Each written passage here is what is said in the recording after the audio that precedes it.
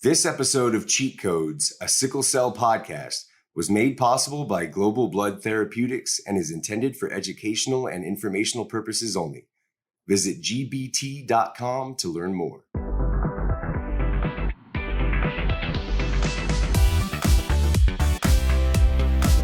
What's up, Warriors? It's me, Dr. Z. And me, Dr. C. What's up, Dr. C? How you doing?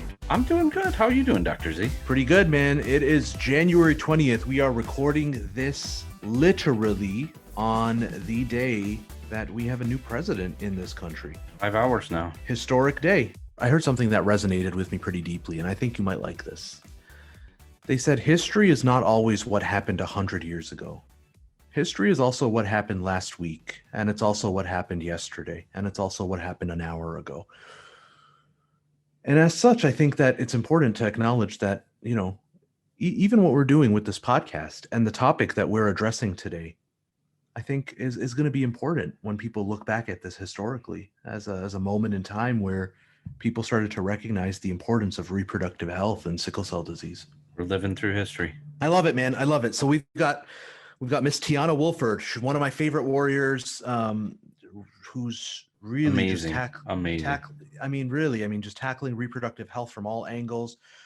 We have got Miss Christie Van Horne, a public health expert, co-host of Flow, a BloodStream Media podcast, and talks a little bit about how to talk to your doctor. So I think we got some good stuff going on this episode. Good, yeah, for sure, good stuff. All right, man. Let's get to it.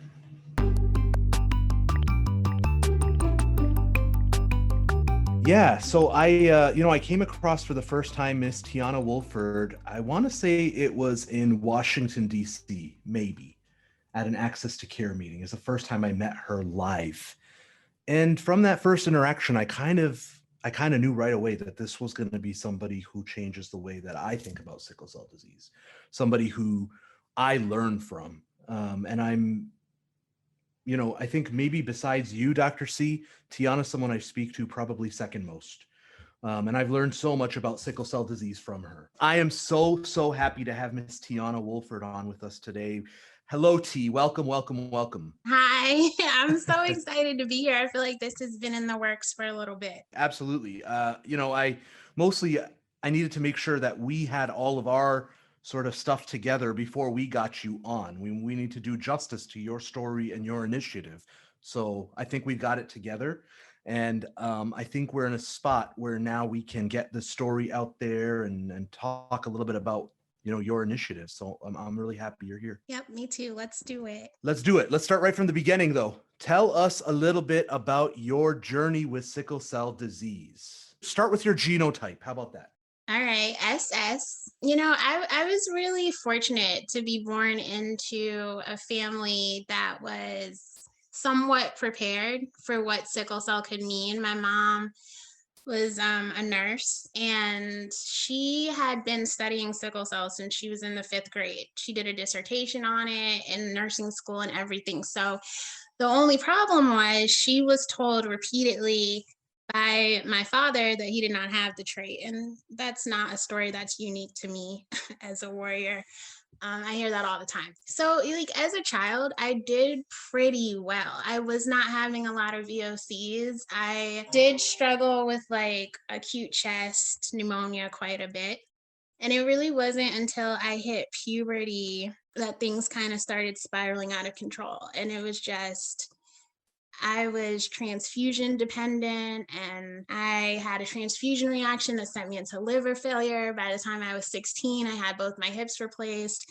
It was just a lot going on. And my high school experience is kind of important to how I became the advocate that I am today. I went to a predominantly white school, and they were unapologetic about the fact that they knew nothing about sickle cell. So I had to educate and advocate from a very early age so that the people around me could kind of understand what I was going through. And it was so hard. I remember in 12th grade, I had missed 60% of school. I was absent so much, and my graduation, my high school diploma was on the line. It was just chaos. But I overcame all of that. And then when I graduated, I just had this vision for myself, this other life that I wanted to live, but I couldn't because my body was constantly failing me. And that's kind of what led me to have my bone marrow transplant. How old were you at that time when you approached this option of curative therapy? So I first got approached about it by my hematologist at 18. And he was like, I'm scared for you. I don't want to see you going like this.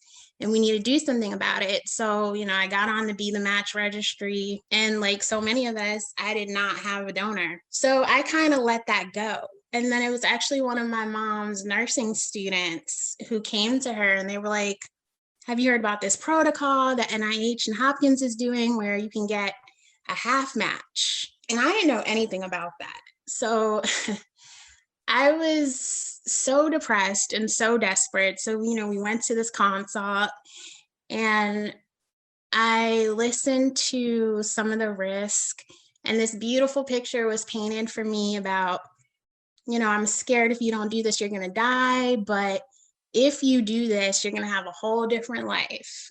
I was ready to have a different life.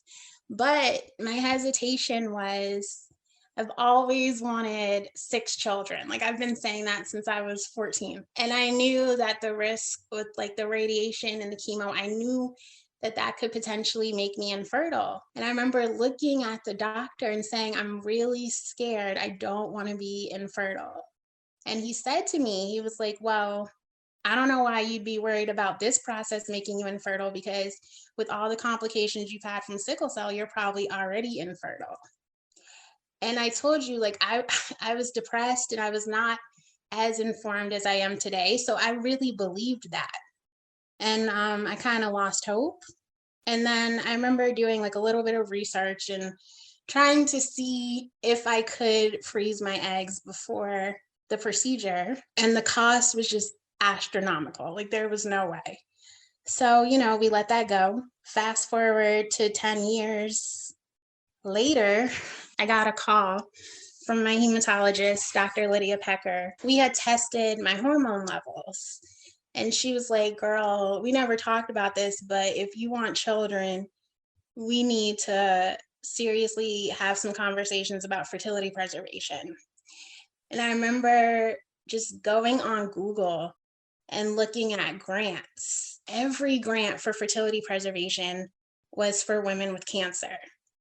And I emailed her that night in like the middle of the night, 3:00 in the morning. And I was like, okay, what if we get together and we start an organization and we just give away fertility preservation grants, because there's so many of us pursuing these curative therapies. And she was really excited and she was super supportive, but she was like, I think we can do more than give away grants. Like that's just putting a Band-Aid over it. Let's try to change some of the policies. Let's try to change some of the laws. And then I went to a conference. One of my mentors, Dr. Kim Smith-Whitley, was speaking. And she did this whole like hour-and-a-half long talk about all these reproductive health issues with contraception and pregnancy. And I just had no idea. It's such a big issue. I mean, and we really don't talk about it in sickle cell disease for sure. Sickle cell disease and its effect on reproductive health is immense and very misunderstood. We talk about often the effect of, for example, the menstrual cycle on pain in sickle cell disease, something that was published by Mike DeBon, ourselves, and some other, and Dr. Andra James, a few years ago, Dr. C, right? Yeah. 2 years ago, maybe. 2 years ago. But we see young females with dysfunctional uterine bleeding, heavy menstrual bleeding in the context of sickle cell disease very frequently. And this is a really good segue to pull in another guest who we have on with us today. Knowing that we're part of this BloodStream family, of course, BloodStream Media has multiple podcasts in the space of health.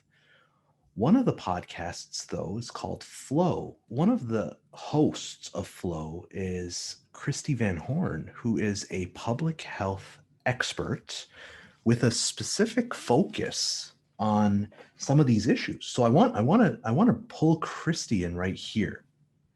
Hi, Christie. Hi, guys. How are you? Thanks for Hi. having me. Of course, it's our pleasure. So, Christie, tell us a little bit about, after hearing sort of a little bit of what Teonna just started scraping the surface with, tell us a little bit about what you're thinking. I have questions. I think that there's not, and I say this as somebody who's worked in both bleeding disorders and reproductive health. I do not think that there is enough information and support for those living with sickle cell. When I think about heavy menstrual bleeding, I have questions around what resources are there. I know for those with VWD or women with hemophilia, they can take contraception that helps. I mean, what resources are there out there for women who have sickle cell to help manage their heavy menstrual bleeding and pain? It's a relatively young field, so there's just a little bit of research coming out about managing heavy menstrual bleeding, and really a lot of times even normal menstrual bleeding, but that incites a lot of pain and other challenges. And I think there's been a lot of use of Depo-Provera and a little bit of oral contraceptives, and there may be some benefits there. But a lot of issues. And then I think recently, especially, there's been a lot of concerns about fertility, and both fertility related to sickle cell disease itself and to the treatments. So in Teonna's case, bone marrow transplant prep is very hard on the reproductive system, but even some of the medicines that we use routinely may have some detrimental effects on reproductive health. So I think it's an understudied area in sickle cell, and really is just starting to get its due and get off the ground, I think, because of things like what Teonna's doing. Yeah, so the common theme that you're going to see, Christie, in sickle cell disease is there are no resources, period. And when you add that extra layer to the racial health disparities in women, particularly women of color, it's a different level. And then you add, even as part of reproductive health, if you add in LGBTQ, right, into that, it's another layer of disparity. So reproductive health comes with all of these disparities. I want to say the Foundation for Women and Girls with Blood Disorders has definitely emphasized that they want to make sickle cell disease something that is priority for them as well, which is something that I think has really come up in the last few years. Do you agree with that, Dr. C? I think we've heard that narrative quite a bit. I'm not entirely clear right now what they're doing as far as providing resources, though. So there's definitely a gap here that needs to be filled. Well, and yeah, that's why I'm so excited about what we're doing, because I have been in touch with them, and their resources are for physicians only. But as far as resources for patients, there really has not been any. Very interesting. I didn't make that distinction between sort of what they're doing. That is a physician-based resource. Very interesting. So, Christie, what other questions do you have for us about what you've heard so far? I also have a couple of questions related directly to pain. I know that that's the primary symptom, correct, of sickle cell is just overwhelming pain. Is that true? It's definitely the loudest symptom. Are menstrual periods more severe or longer? I guess maybe, Teonna, do you feel like you have extreme periods, or is that a stupid question?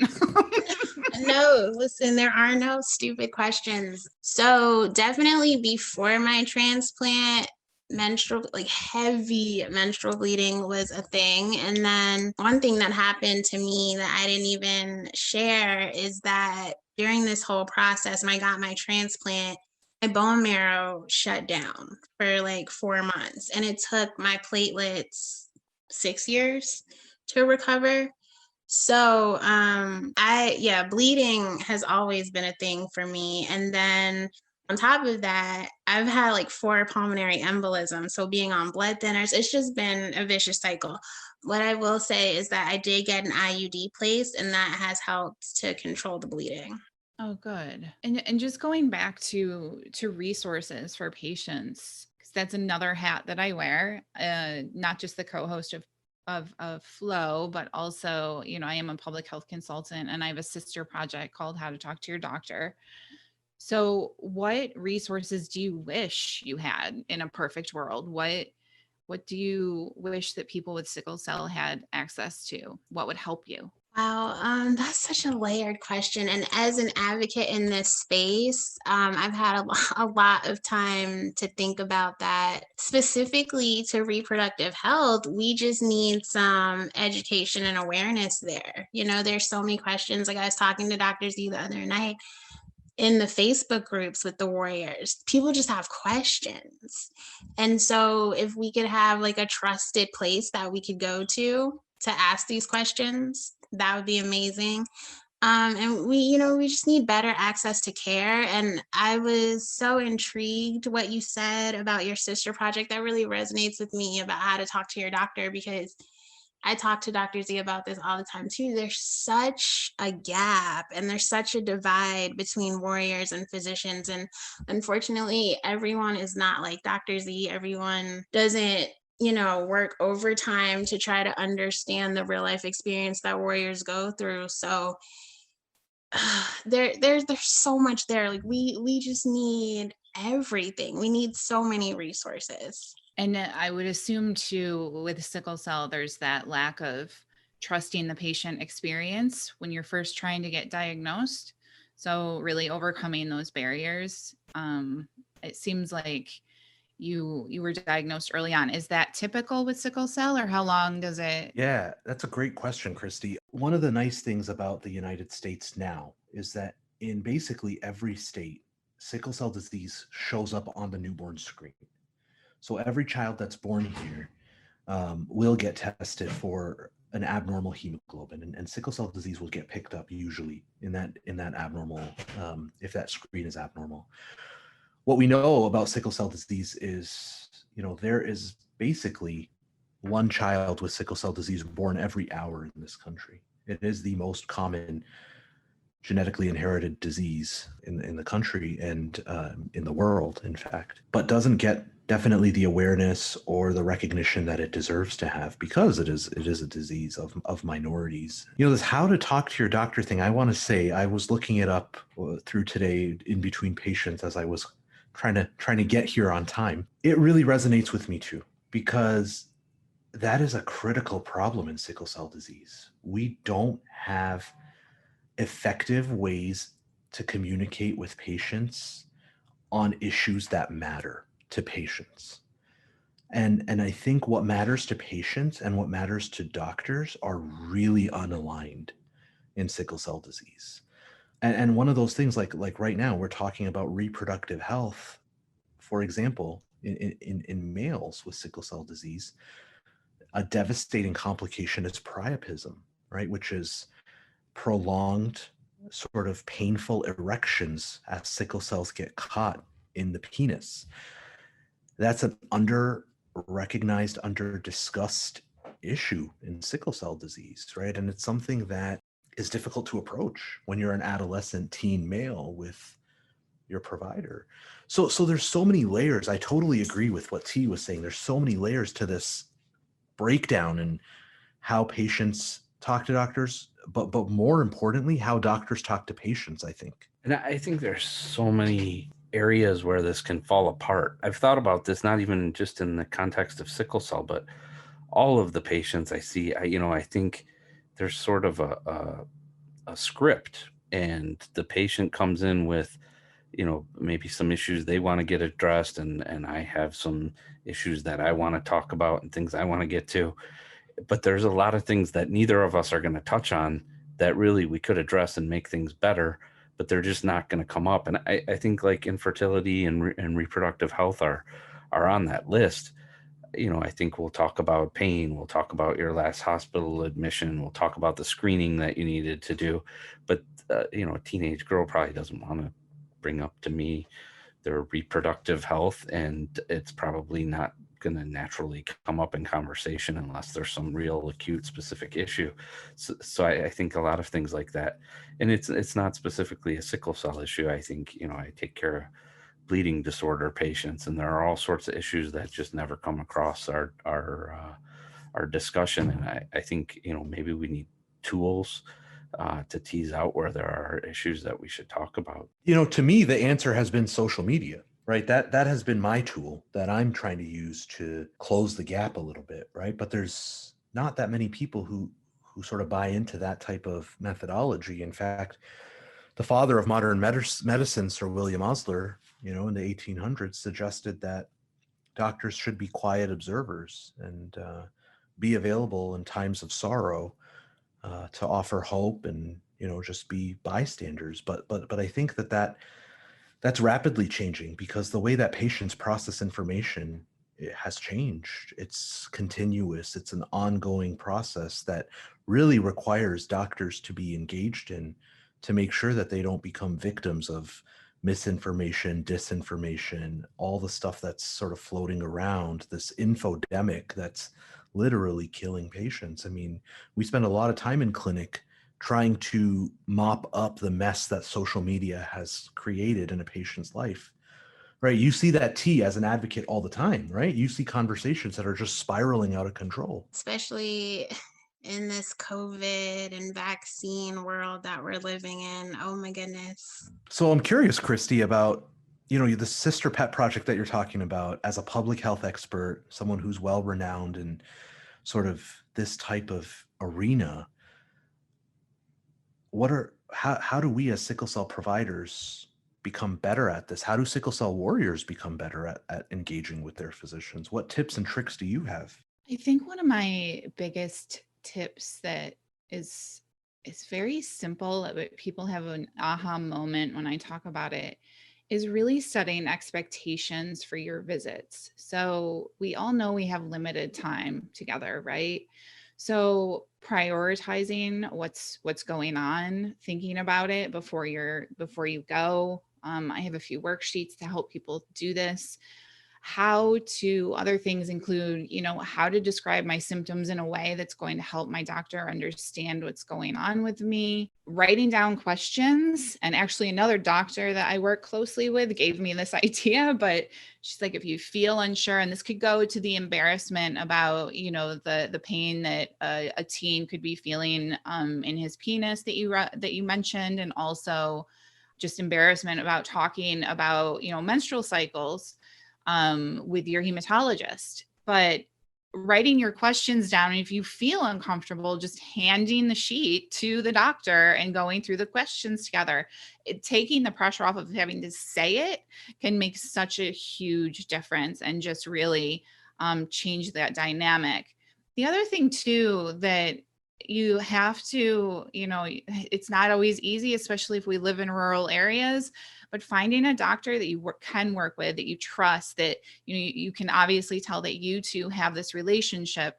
So that's so important and vital. It's not always easy, but I don't think people realize sometimes that you do have the option to seek second opinions. You can actively find another doctor. And I know that that's time consuming, annoying, and all of the things, but it can make such a huge difference. Those are some of my top tips. But I think, again, just those expectations. What can I get done this particular visit? Can I have extra time with my doctor? So much of everything comes back to those expectations, because then the doctor's not feeling like I'm not achieving what I need to. And the patient doesn't come in feeling already disappointed because they didn't get through what they wanted to. So I think that's part of changing the mindset. In a perfect world, we would change our medical system, but that's going to take some time. That's fair. That's fair. T, have you ever experienced that? Have you ever experienced like what you needed to get addressed in clinic wasn't sort of like you had misaligned priorities? You couldn't get out what you needed to get out? And no, but I'm a little different. I don't. Good. I love hearing this. Actually, I don't. Yes. Yeah, I don't really like respect boundaries. So if I didn't get to say what I wanted to say, I will email you. I will call you. So that's just me. But as I was listening to you, like, those are really great tips. And before I was like this reproductive health advocate, I was just a spastic advocate and trying to tackle everything in the community. And while we have you here, I need your expertise to kind of give us guidance, because I don't think it's necessarily that sickle cell warriors have a hard time with their hematologist. I think our issue really comes from the emergency room. And it's the doctors that don't know you. And a lot of times what we deal with is like these misconceptions and these stigmas that we're drug seekers.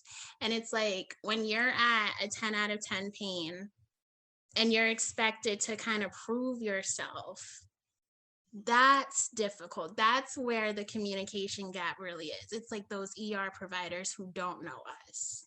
Yeah. And I just want to piggyback off of something that was said earlier about, intersecting identities. So is a Black person, a gay person, or if you identify as all of the above, you're going to face more discrimination and more barriers when you attempt to get pain treatment. So, I just want to piggyback off of that because it's really important to highlight that as well.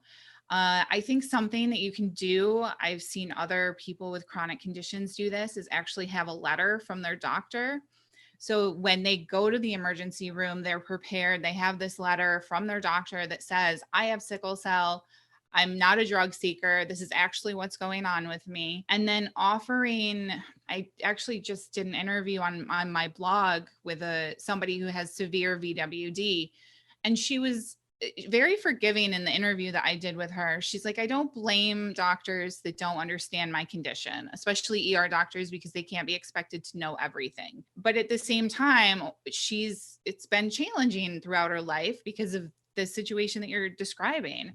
She has her hematologist available, the phone number available with her at all times. So it's kind of like a little to go, not binder, but she has information to take with her that helps her advocate for herself when she's in the emergency room. Yeah, we've always been of that sort of thought process that more information is, the weapon you need to navigate through a hostile ER encounter.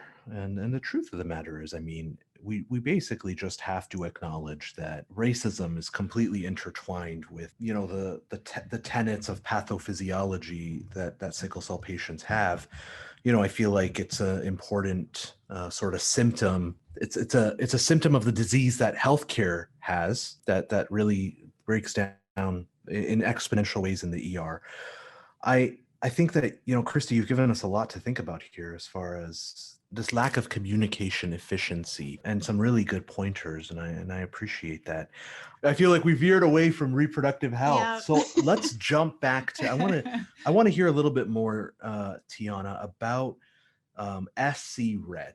Now, I am involved in this organization pretty heavily at this point, but I'm going to still have you tell us what SCRED stands for, because I don't want to get it wrong. Yeah, we have had a time trying to name this organization. So I settled on SCRED, and it stands for the Sickle Cell Reproductive Health Education Directive. And we're definitely going to be drifting from the education piece, but that was the best I could do. So it's really, my vision for this organization is to bring awareness to the reproductive health concerns. And like you were saying, Dr. Z, because even when I called you about this vision, I was talking about women and girls, and you were like, don't forget about the guys. So, we're trying to bring awareness first and foremost, and then education for patients and providers. And then there's a huge advocacy piece to it. One thing that I will be heavily advocating for is fertility preservation, especially for those of us who pursue these curative therapies. Like I said, when I look at the cancer population, it's basically built into their protocols. We don't have that. And even these gene therapy protocols, I was shocked to find out that egg freezing and sperm banking wasn't a part of that. So there's a huge advocacy piece there. And then, I've brought some of the leading doctors into this organization who I hope will be able to drive research. Dr. Z, it's not lost on me that I really went and sought out the biggest, most busiest names in this community, but Dr. Z is actually the chair of my board. So it's overwhelming a little bit for me, because I was just coming into this because of my own infertility diagnosis. And I just didn't bargain for all this. I didn't know that there was such a gap here and that there was such a need. And I just hope that as a team, we can rise to the occasion. And, I believe in us, and I think that we'll be able to get some beautiful things done. It's such a beautiful community, and they deserve so much more. Dr. C, I see you pondering over there. Oh, I mean, this is great. It is, huge unmet need, and hopefully curative therapies are going to become bigger and bigger. And, this is an issue for men with sickle cell, related to sickle cell disease, and non-curative therapies too probably have an impact on fertility. So I think there's so much work to do here, and I'm excited that there's a group out there advocating and bringing resources and bringing attention and minds to the space. Yeah, no, absolutely. I mean, I think that we are, we like I alluded to earlier. I mean, we have a population that's already ignored, and then you add these complications that are difficult to talk about, starting from delayed puberty, right, as a very serious and common effect of sickle cell disease, to the heavy menstrual bleeding we spoke about, to infertility, to clots from oral contraceptives, LGBTQ issues. This is going to be a really big undertaking, T. Yeah, I mean, and I know it started out as not this, but you have unlocked you've opened Pandora's box. And now that it's open, this is all gonna come at you, and us, I should say. Right. Because I mean, me and you have been pretty active on Clubhouse, and in that room the other day, you heard the issues that some of these warriors have, the concerns they have about their reproductive health. And we're talking about 100,000 people in this country who are dealing with this day in and day out. So this is going to be a big task, but I think you're the perfect person for it. Thank you. I appreciate that. I'm excited. Like I said, I had no idea, but the support that I'm already getting, we're not even up and running. And when I tell you that, I guess I've been kind of laying the groundwork for this organization before I even knew it. So, I spent a lot of time at rare disease conferences, health equity conferences, and I have people from other disease populations who are like, how can we get involved? So, and that we need that. It's going to take all of us. Like, I need buy-in from everyone. But, I had a little moment last night that was pretty powerful. I was talking to somebody else who's about to undergo a bone marrow transplant, and she was just talking to me about how she's given up on the dream that she'll have biological children of her own. And it's exciting to me to be able to get this organization off the ground. And it's literally inspired by the children that I don't even have, that so many warriors don't even have. And I think that that's a really beautiful thing. Absolutely. Very, very well said. So T, I guess as we're coming to a close here, and Christie, we one thing that I definitely want to leave warriors with is an action item. So what can listeners here right now, warriors, physicians, first T, do for SCRED? And then Christie, if sickle cell warriors want to hear more about what you're doing with your work, how can they find your work, participate? I want to hear from both of you. I think for right now, the only action item that I can give to them is to just get ready. I hope that they feel empowered to start having some really intimate discussions with us, because really I am learning from them. When we were in Clubhouse and people were opening up about their reproductive health concerns, I just had no idea. So my biggest action item is just empower yourself to get ready to talk about some uncomfortable things, so that as a community we can really do the work. I need everyone involved in this, and I definitely cannot do this without the warriors. And that's something that is really important to me, and that's why, Dr. Z, it meant a lot for me to bring you into this, because you're so trusted and respected in the community, and we really just need the warriors to get involved. So that's my biggest thing, is to just keep up with us and be patient and graceful with me because I have no experience. But I think that's the main thing. Just help us. Love it. Love it. Miss Christie. Do you mind if I ask Teonna a very quick question? Of course. Maybe it's not quick. But what do you wish other people knew about life with sickle cell? So a lot of times when I come across people, they don't even know what sickle cell is. And then the few people that do, they think it's just pain. And while that is like the hallmark of sickle cell, I wish that people knew how it really impacts like every aspect of your life. And it's not just pain, like there's fatigue and chronic pain and organ damage. And we focus on all of that physical, and then we don't even take time to think about the mental toll that living with this disease takes, and having to constantly fight against stigmas and prove yourself. So I just think that people underestimate sickle cell. I wish I could change that. Christie, can I add one thing to that beautiful response? Yeah, please. She's exactly right in that, a lot of people think sickle cell disease is a disease of pain. I did. And that to me, as I've learned more about sickle cell disease, feels like it's a damaging way to think about sickle cell disease. And the way that I think is better to think about it, and this is what I try to impart on the trainees now that I work with in the hospital, and even the patients, because the patients have that narrative too, that this is a disease of pain. Right. That suppresses their health. The way I want people to think about this disease is this is a disease of reduced lifespan, because whether or not you're having pain, sickle cell patients have a life expectancy that's 25 years less than the rest of the population. And when you think about it with that lens, it's a little bit of a morbid lens. But what it does is it changes your priorities from pain and comfort to life. How do I prolong a life here with good quality, right? Instead of the Band-Aid of just covering up the pain, because I could cover up the pain all I need to, but those kidneys might still shut down. That brain might still stroke.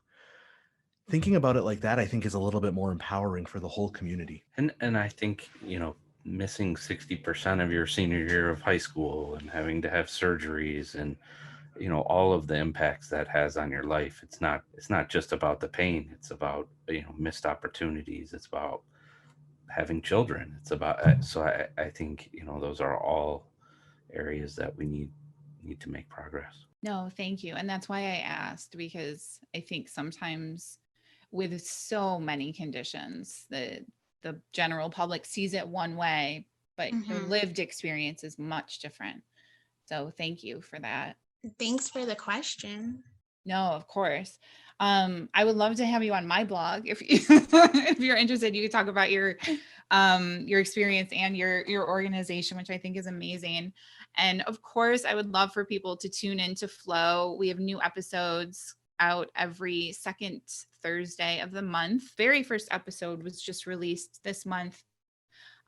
In February, we're going to be talking about what is abnormal. And then in March, we're going to be talking about what is disordered. Some really good episodes coming up.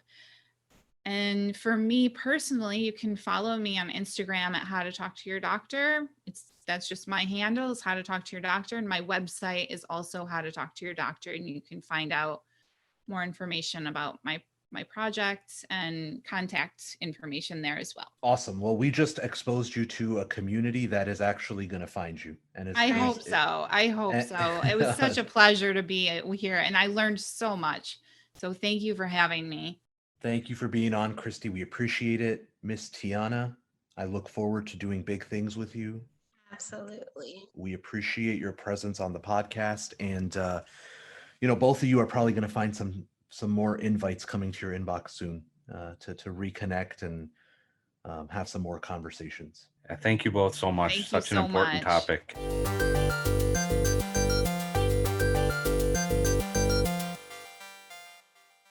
Cheat Codes is brought to you by our founding sponsor, Global Blood Therapeutics. GBT is a biopharmaceutical company committed to discovering, developing, and delivering life-changing treatments that provide hope to underserved patient communities, including sickle cell disease. GBT is grounded by a mission-driven culture and built with a team of experienced and passionate people committed to making a difference in the communities it serves. Cheat Codes is grateful to GBT for sponsoring today's episode and serving the sickle cell community.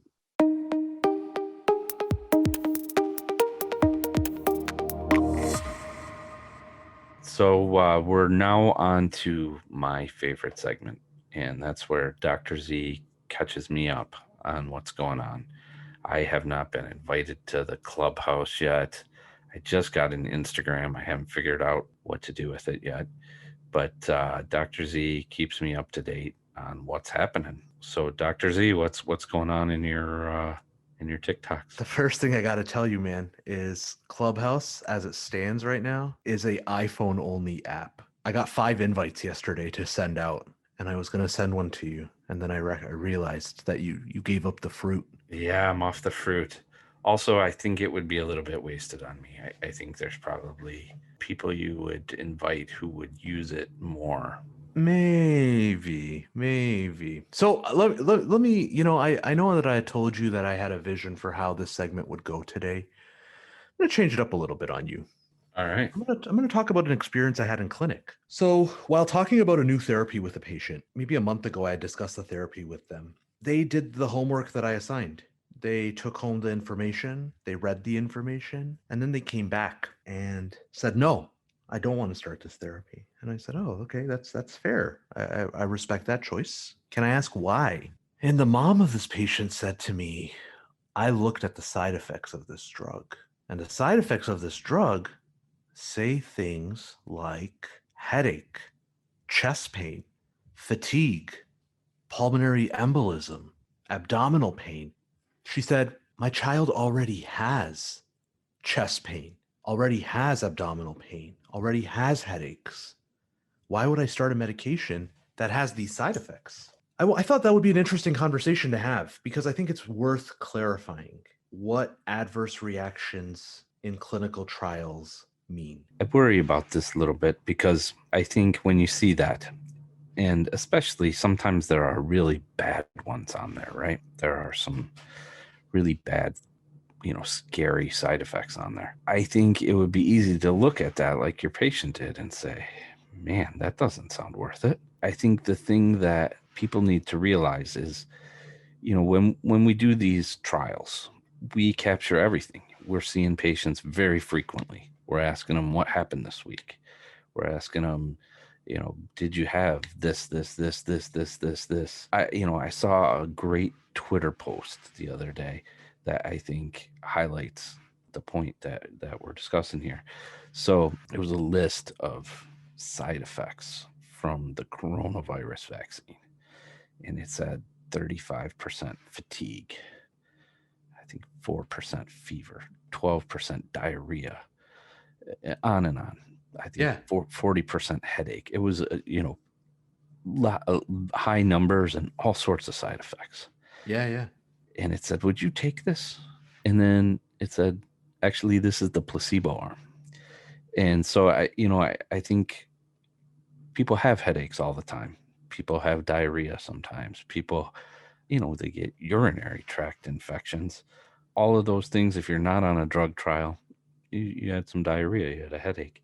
If you're on a drug trial, that's now potentially a side effect of the medicine. It doesn't mean that it is.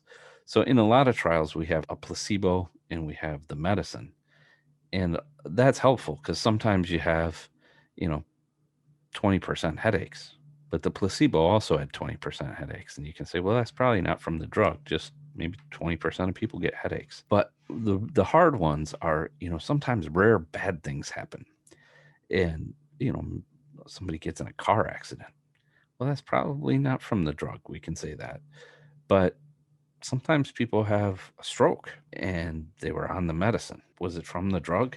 Hard to say. You can't really say. Right. But sometimes people have strokes who are not on the medicine. And even just one patient on the trial has something like that. That's in the package label. and it's a potential side effect of the drug. That's not to say drugs don't have side effects, because some of them do have side effects and some of them have serious side effects. I think it's really easy to get scared off by that kind of list. So what did you say to this patient? We basically went over a lot of those principles that you just discussed. But like, one of the things that we talked about was a new drug, a new therapy, for example, that is quote unquote natural. You know what I'm talking about. Everyone else knows what I'm talking about.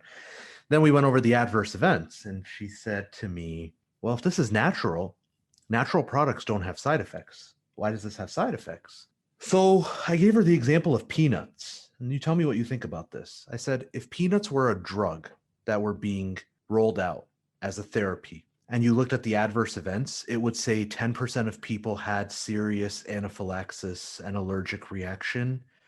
5% of patients choked and required removal of the peanut from their lung. Natural products, the goal of natural products is, whenever I laugh a little bit when I hear about that. Natural products doesn't mean, of course, as we know, that there are no side effects, right? It doesn't mean that. Yeah, no, I mean, cyanide is a natural product. Viper venom is a natural product. I mean, sunlight's adverse event is melanoma, right? Yeah. So I mean, there's no such thing as a natural product or any product that's not your body that doesn't have some type of effect. We had this long conversation. I think it ended up being pretty positive, but it was interesting to me that there was this need to have this conversation to really give the context of what we mean when we talk about adverse events. Because I think that one of the things we need to let patients know is that industry, the federal government, really is protecting themselves a little bit too, right? With this, right? They really do want to make sure that they have disclosed every possible bad thing that happened during a clinical trial. And I think that's the right thing to do. I mean, 100%. I think you want to be as transparent as possible. You want as much information as possible.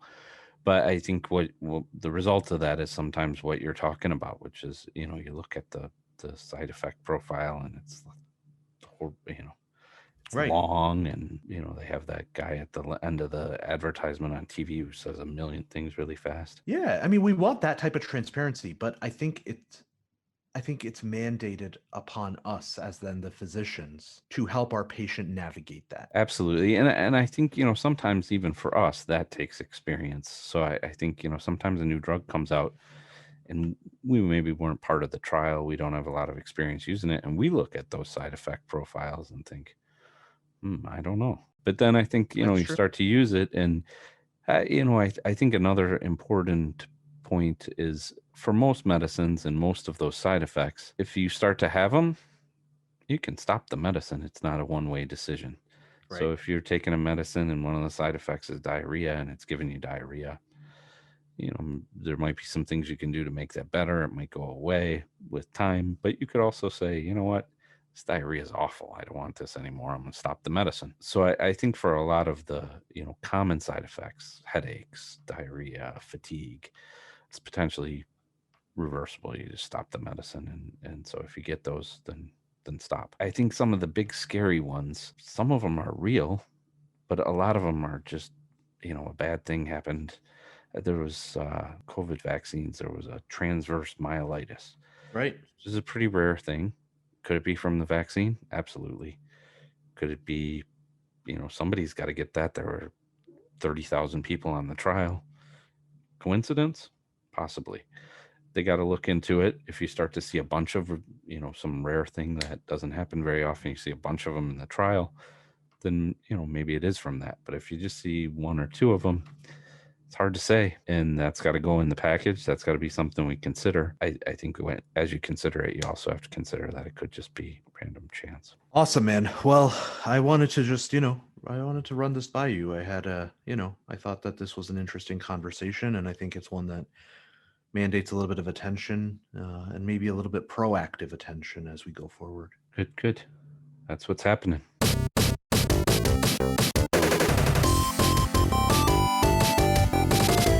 Okay, Dr. Mike, I am ready for you to bring a little bit of that trademark Callahan scholarship to this episode. I think I need a little bit of that intellect that you bring to Cheat Codes, a Sickle Cell podcast, to even out the, you know, the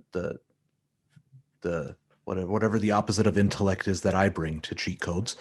I need you to even that out. So the way I want you to do that is by telling us a little bit about an interesting contribution to this area of reproductive health and sickle cell disease. Yeah, I'm going to just say I disagree with your whole intro to this segment, but I'm excited to talk today about this paper. It's actually from a doctor we talked about on the episode, Dr. Lydia Pecker and Sophie Landskron and their group at Johns Hopkins. This paper was published in the British Journal of Hematology, which is a good journal.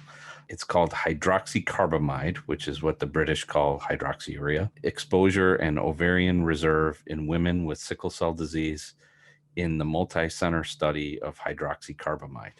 So we talked about that multi-center study in episode. Multi-center study of hydroxycarbamide was, I think so. I think it was it was episode 3, the MESH study. So that was actually, the first really big, good randomized controlled trial to show the benefits of hydroxyurea in sickle cell disease. So this is, going back a couple decades. And what they did here is, I think, really clever. So we were talking today about fertility issues in sickle cell disease. And so they wanted to look at that, particularly in the setting of use of hydroxyurea. And so the patients who were on that MESH study had blood samples collected, and they froze and banked a lot of those blood samples to keep for future studies. And so this is one of those studies. So this is what we call a retrospective study. They're looking back, but they're also measuring things in samples collected from those studies. Now, unfortunately, these are precious samples and they get used for different questions.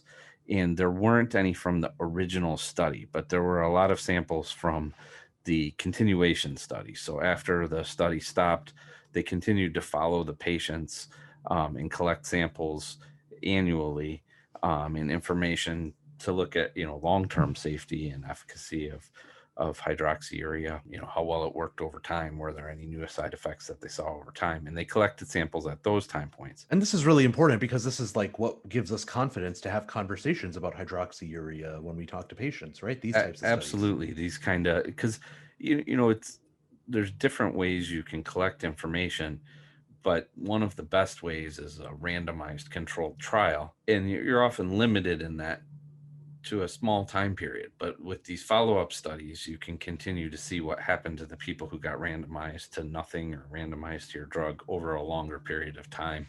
And sometimes you have late side effects. Sometimes you have late benefits. Like if you want to see if a drug's making people live longer, you have to wait until they would start dying, and then you can see if they live longer, which might take decades. So to have these extension studies and follow people over a long time, you can start to see, yep, hydroxyurea does prolong people's lives. It does decrease some of these long-term problems. In this study, what they did is they looked at the female patients who were on this multi-center study of hydroxyurea, and they had, I think, 153 female patients who were on that study. And they were able to find 285 blood samples from 93 of those patients. It's a good size sample. Now, the one of the challenges of this study is that after the study ended, and we knew that hydroxyurea prevented pain episodes, it prevented acute chest, it was effective, it got FDA approved for treatment of sickle cell. A lot of the patients who were on the placebo before started taking it. And so in this follow-up study, a lot of the patients were on hydroxyurea. And that creates some challenges, because if you want to see what hydroxyurea does to fertility, you would really like to see a group of patients who are just like the ones on hydroxyurea but had never gotten hydroxyurea. And unfortunately, only 7 of the subjects on the study and only 7 of the samples were like that. So it's a little bit hard to differentiate what is from hydroxyurea and what is from sickle cell in terms of infertility. But what they looked at was this validated marker. So this thing called anti-Malarian hormone, and it's been well studied, and they know that low levels are associated with reproductive failure, with inability to have children, and it has to do with the number of viable eggs that you have. So when baby girls are born, they have the number of eggs that they're going to have for the rest of their life. And, some of those get used up by ovulation and by having children. Some of them just die of natural causes. But especially if you get exposed to things like radiation or certain kinds of chemotherapy or just normal course of aging, some of those eggs also just die off. And eventually, I think Ruth in the Bible had a baby at 90, but usually by the time people are in their early 50s, they become infertile, and often before that. But if it happens before 40, that's considered abnormal. There's been a lot of studies looking at this anti-Malarian hormone to show that it correlates with infertility. So they looked at that in these samples from the MSH study. And what they found was, I think, not surprising for people who have taken care of sickle cell patients, but it is concerning that the anti-Malarian hormone levels were much lower at every age. In the samples from the patients who were in their 20s, in their 30s, in their 40s, they were much lower than the normal levels. It wasn't statistically significant except at one time point, but the patients on that MSH study who had been randomized to hydroxyurea had a little bit lower levels as well. So it raises, huge concerns about fertility in women with sickle cell in general, and also, raises a question, could hydroxyurea contribute to that as well? And Right. I think not in this study were patients who underwent stem cell transplant and got high doses of chemotherapy. And I think, there's a lot of other questions that you can't answer with this kind of data, but that you would like to know, what predicts these fertility issues. But it was clear that even in 25 to 30-year-old age group, there were patients whose anti-Malarian hormone levels correlated with likely infertility that you wouldn't see in the normal population until people were in their 40s. I think we talked today about how this is a whole new field in sickle cell. I think this is the opening act. The idea that this is a problem is laid out here. It's clear, but it's going to need a whole lot more study and study about what we can do about it. But I think really an outstanding paper, really thought provoking, and really opens up a lot of questions that need to be addressed. Absolutely. I mean, hats off to Dr. Lydia Pecker and her group for bringing attention to this issue.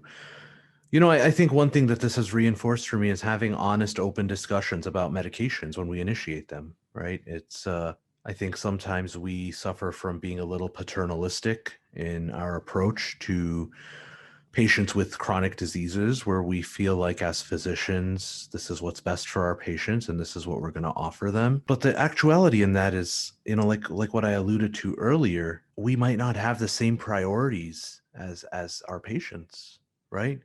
To our patients, maybe having a baby is more important than living to the age of 65 or 70, right? And that's a decision that a patient should get to make. I applaud. I totally agree with you, Dr. Z, and I think it's so important to have these open conversations and really lay out all the information as honestly and as completely and as even and fairly as we can, and really not come with an agenda, and really put it into the context of what our patients' life choices and goals are, and how these things can help or hinder that.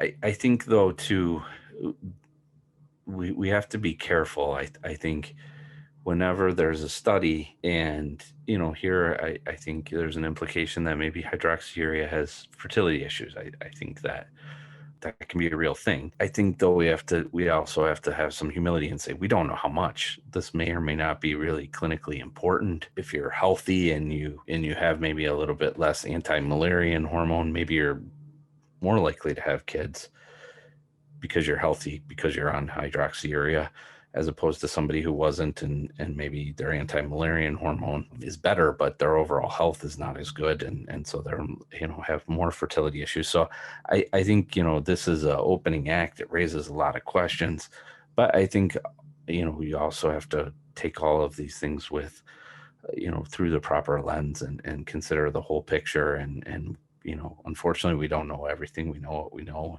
And I think, this is a really important conversation to have with patients. And this is the beauty in science, though, right? In being able to say that this is what science is. It's not static, right? It's a dynamic. Absolutely. It's a dynamic process. And as science goes on, it's okay for people who believe in science to say science changes every single day, right? We learn every single day. And good science raises more questions, and I think this is an example. That's a quotable right there. That's a quotable right there. I love that. I don't think I've made it. Anyways, Dr. C, I want to appreciate you once again for, showing us the data side of sickle cell disease. We appreciate it. We appreciate the hustle you put into this segment, and I look forward to the next one. Thanks, Dr. Z. All right, Warriors, there we are with episode number 27 of Cheat Codes, a sickle cell podcast. Can you believe that, man? 27. Starting to add up, and what a list of guests. Another great 2 guests today. But it was really great talking to Teonna Woolford, and great work she's doing and you're doing. No, thanks, man. I mean, T is one of those sickle cell advocates, patients that keeps me motivated. I tell sickle cell patients a lot that we don't learn much about sickle cell disease in medical school, right? It's maybe a day, maybe a paragraph. All the learning I do about sickle cell disease is literally coming from patients with sickle cell disease. I learn from them about what it's like to have sickle cell disease, and that's you can't replace that with a book. So it's definitely bi-directional learning that's going on here. I'm happy. I'm here for it.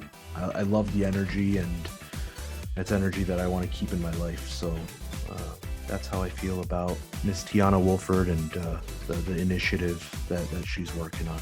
Dr. Mike, it's been a pleasure.